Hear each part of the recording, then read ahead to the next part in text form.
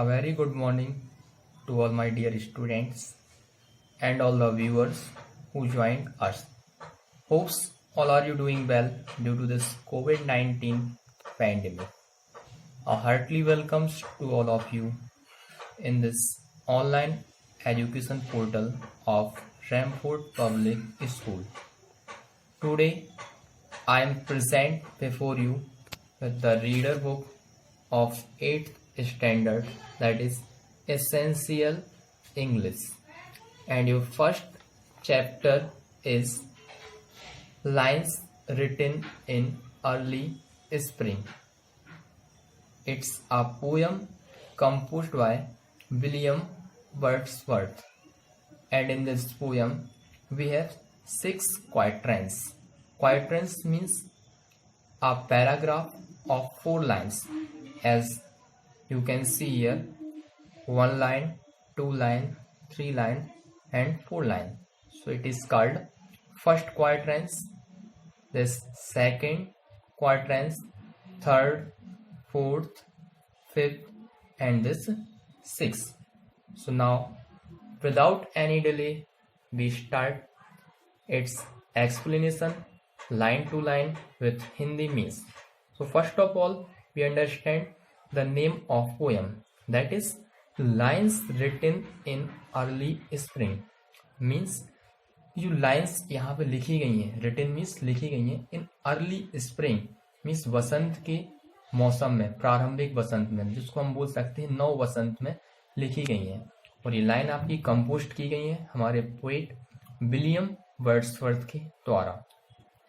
तो हमारी जो फर्स्ट क्वाड्रेंस है इसका मीन्स हम पहले इसको रीड करेंगे फिर इसका मीन्स समझते हैं। आई heard 1000 blended notes. I, who is I? जो आई यहाँ पे आपका होता है ये poet William Wordsworth. Poet William Wordsworth कहते हैं कि आई हियर्ड, मैंने सुना, 1000 ब्लेंडेड नोट्स, हजारों गीतों को सुना। कब सुना? व्हाइल इन अ ग्रोव, जब ये ग्रोव का मीन्स होता है आपका कुंज या उपवन, जब एक उपवन में वह बैठे हुए हैं। कैसे? आई सेट रेक्लाइंड, सेट यहाँ पे आप देख सकते हैं SATE सेट, ये आपका old form of set SAT।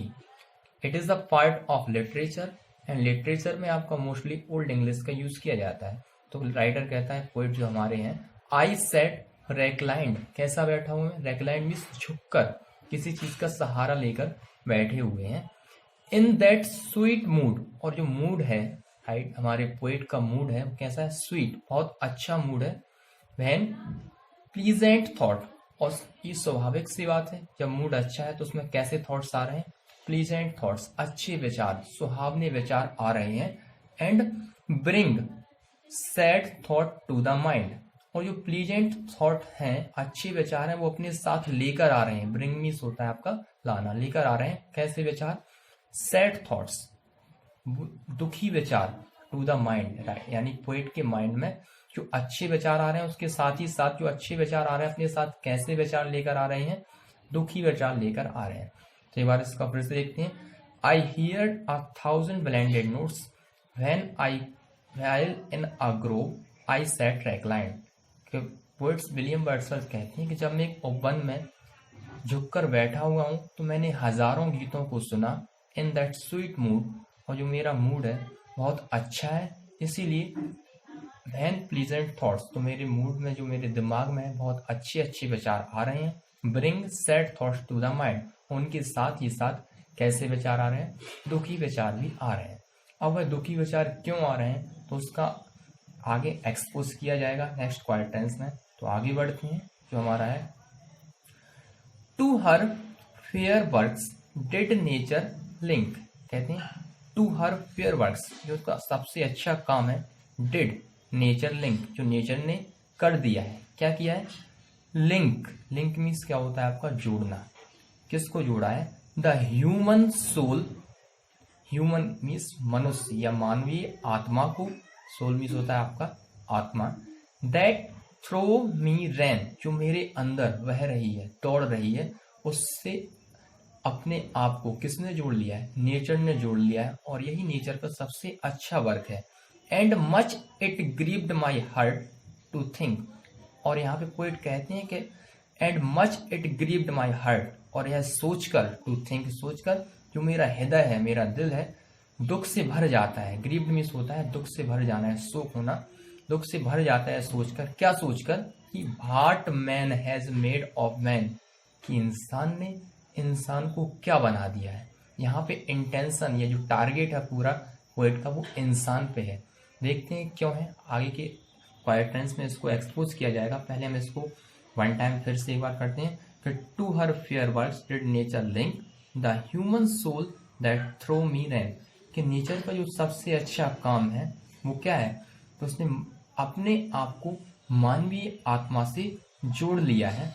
And much it grieved my heart to think what man has made of man, और यह सोचकर मेरा हृदय दुख से भर जाता है कि इंसान ने अपने आप को नेचर से अलग करके क्या कर लिया है। तो what man has had mean, कि इंसान ने इंसान को क्या बना दिया है। यहाँ पे कोई दुखी होता है यह सोच कर कि इंसान ने अपने आप को नेचर से अलग कर लिया है, प्रकृति के नियमों से जो खिलवाड़ किया है, यह सोचकर विलियम वर्ड्सवर्थ काफी दुखी होते हैं। Now let's move forward for the next quatrains, that is through primroses tuft. अब यहाँ पे एक वर्ड आया आपका प्रिमरोज। तो रोज तो हम जानते हैं, लेकिन प्रिमरोज क्या होता है? प्रिमरोज होता है आपका बसंती गुलाब। बसंत के मौसम में जो गुलाब होता है उसको हम बोलते हैं प्रिमरोज। तो थ्रू प्रिमरोज टफ्ट, और टफ्ट का मीन्स होता है गुच्छा बना लिया। तो जो बसंती गुलाब है उन्होंने गुच्छा बना लिया है। इन दैट स्वीट बोअर, उस मधुर उपवन में बसंती गुलाबों ने गुच्छा बना लिया है। एंड द पेरीविंकल, और जो पेरीविंकल मीन्स होता है आपका सदाबहार फूल, वो जो सदाबहार फूल है, ट्रेल्ड इट्स रेट्स, और उन्होंने अपना रास्ता, एक गोलाकार रास्ता बना लिया है।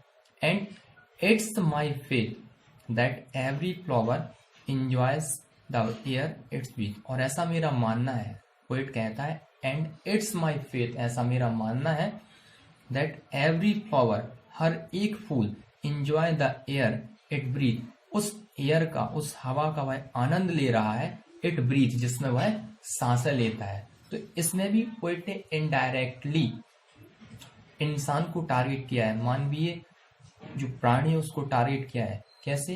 कि हम ऑक्सीजन लेना तो चाहते हैं लेकिन प्लांटिंग करना नहीं चाहते, लेकिन यहाँ पे उसने इनडायरेक्टली तरीके से कह दिया है कि एवरी फ्लावर, लेकिन जो फूल होते हैं, पुष्प होते हैं, क्रिएचर ऑफ नेचर, नेचर की क्रिएशन है, वो क्या है, उस हवा का एंजॉय लेती है जिसमें वह सांसें लेती है। बट हम एंजॉय तो लेते हैं लेकिन उसको क्रिएट करना नहीं चाहते हैं।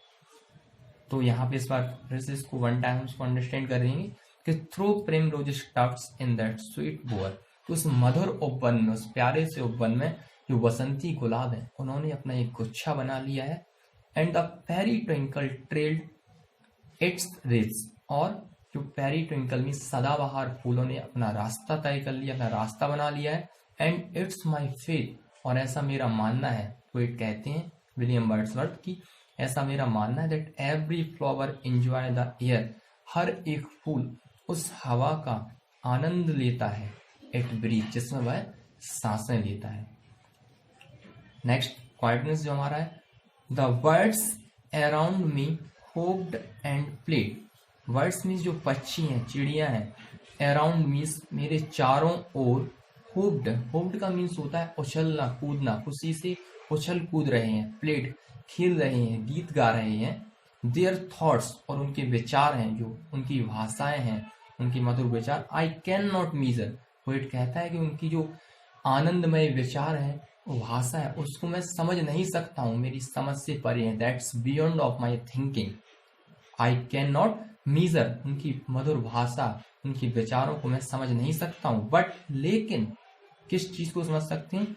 The least motion which they made, लेकिन जो गति का उन्होंने निर्माण किया है, जो लीस्ट मोशन उन्होंने बनाई है, it seemed a thrill of pleasure.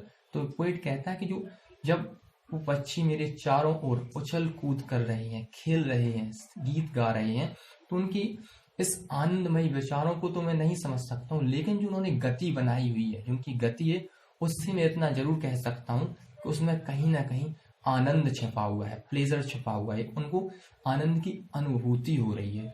Next lines पर हम आते हैं, the budding twigs spread out their fins to catch the breezy air, and I must think do all I can that there was pleasure there.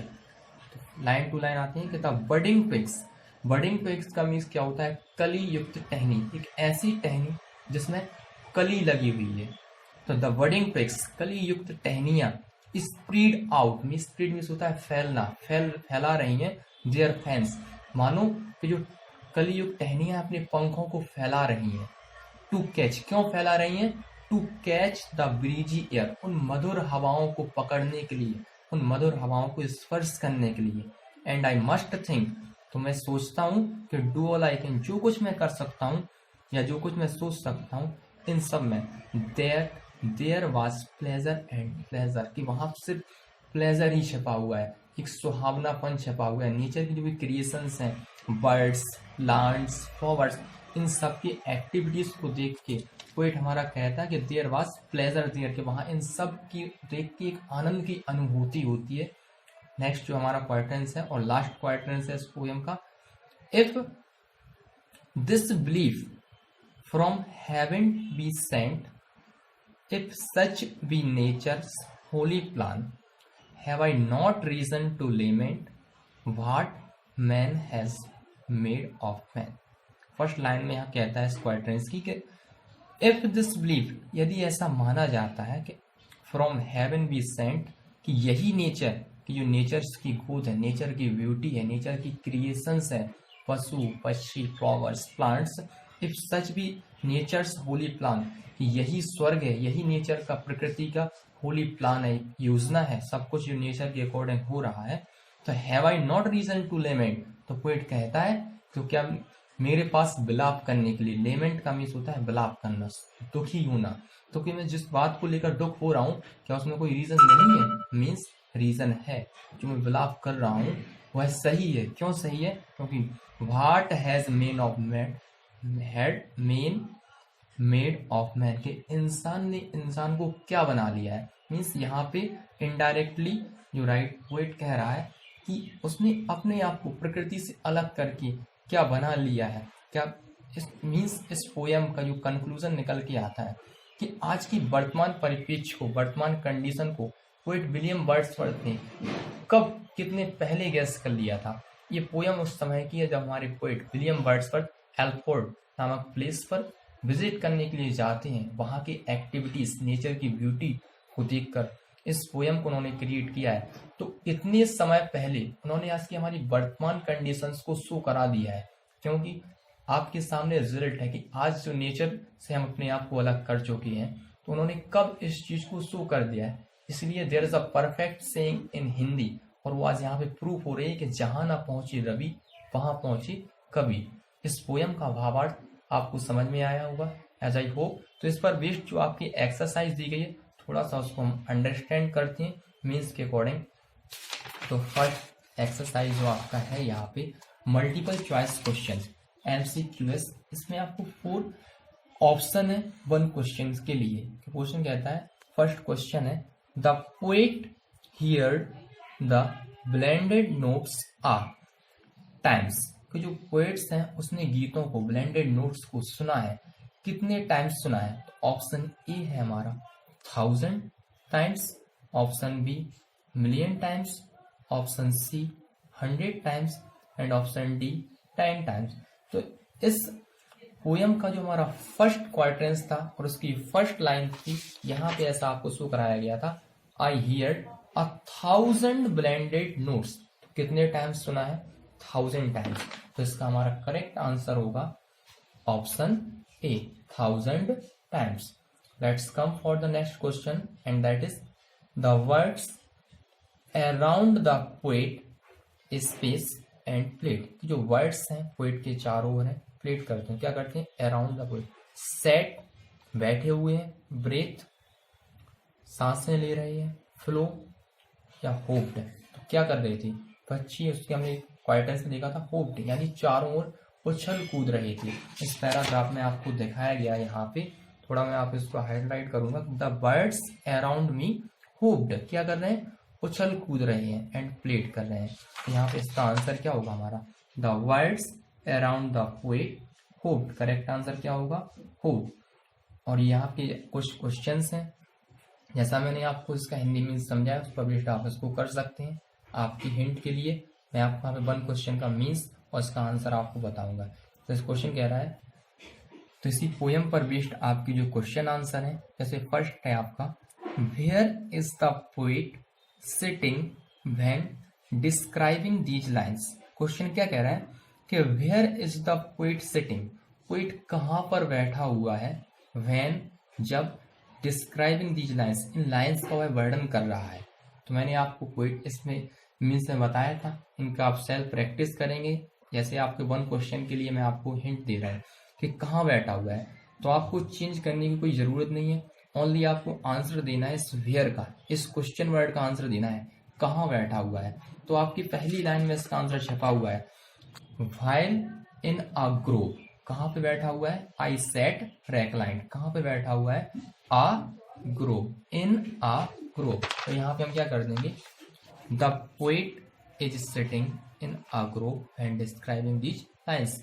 Next questions हैं, I hope के means के according आप इनको self practice कर पाएंगे। Thank you to watch this video.